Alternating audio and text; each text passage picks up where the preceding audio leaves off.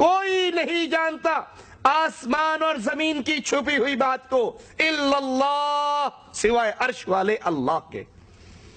اللہ کے علاوہ غیب کی بات کوئی نہیں جانتا۔ سوال: آپ صلی اللہ علیہ وسلم علم غیب جانتے تھے یا نہیں جانتے تھے؟ اللہ کے رسول صلی اللہ علیہ وسلم غیب نہیں جانتے تھے،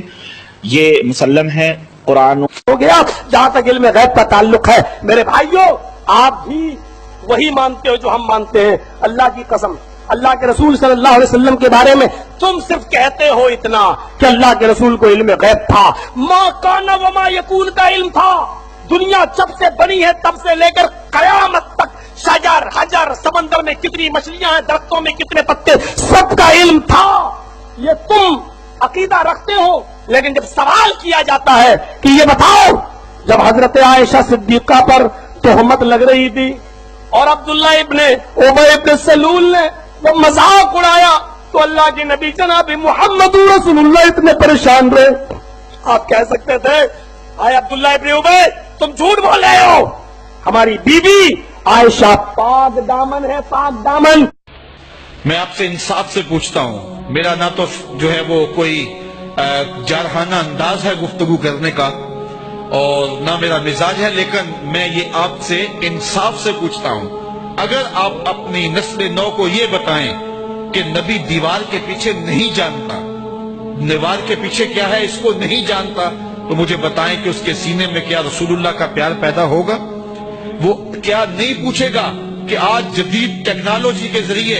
زمین کی کوکھ میں چھپے ہوئے تیل کو تو دیکھا جا سکتا ہے، پہاڑوں کی رگوں میں کہاں سونا ہے اور کہاں قیمتی دھاتیں ہیں یہ تو دیکھنا ممکن ہے، اور نبی دیوار کے پیچھے بھی نہیں دیکھ سکتا؟ تو سائنس آگے چلی گئی، نبی پیچھے رہ گیا۔ اس کو بتانا پڑے گا کہ یہ کسی نے اندھیرے میں بیٹھ کے لکھا ہے،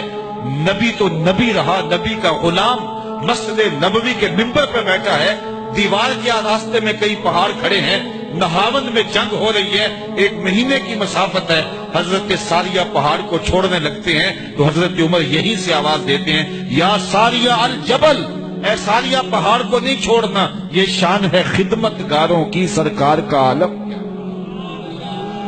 اگر اپنی نئی نسل کو یہ بتائیں کہ نبی کو کسی چیز کا اختیار نہیں ہے تو مجھے بتائیے کہ نسل نو یہ سوال نہیں کرے گی کہ آج انسانی اختیار کا عالم یہ ہے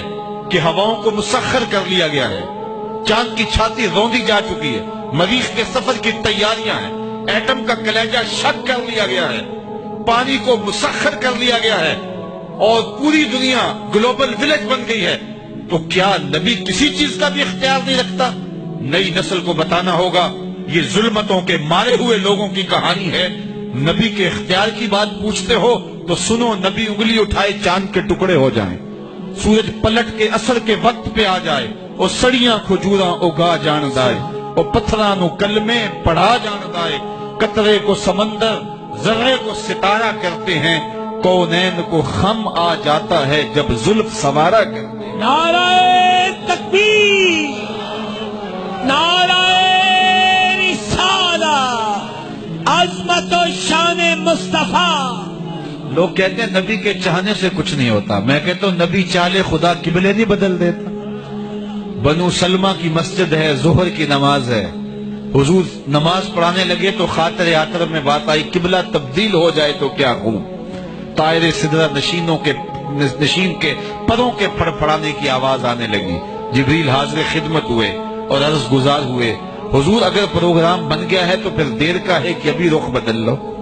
یا اللہ تیری نماز تو پوری ہو لے۔ کہا میری نماز بعد میں پوری ہوگی، پہلے تیری مرضی پوری ہو۔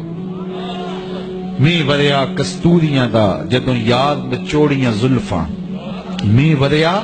کستوریاں دا جدوں یار نچوڑیاں زلفاں، قبلہ او دے بنیا سائم جدے یار نے موڑیاں زلفاں۔ تو ہم تو اس نبی کے چاہنے، اس نبی کے ماننے والے۔ اللہ اکبر۔ یہاں مجھے بڑی اچھی بات یاد آئی، خطیب الاسلام علیہ رحمہ صاحبزادہ سید فیض الحسن شاہ رحمۃ اللہ تعالی علیہ فرمایا کرتے تھے، تم نے حلیمہ کی بکریوں کے پیچھے پیچھے دیکھا، سدرہ پر جبریل کے آگے آگے نہیں دیکھا۔ اور اقبال کہتا ہے تو نے یوسف کو کنویں میں دیکھا تو کیا دیکھا، ارے ناداں جو مطلق تھا مقید کر دیا تو نے۔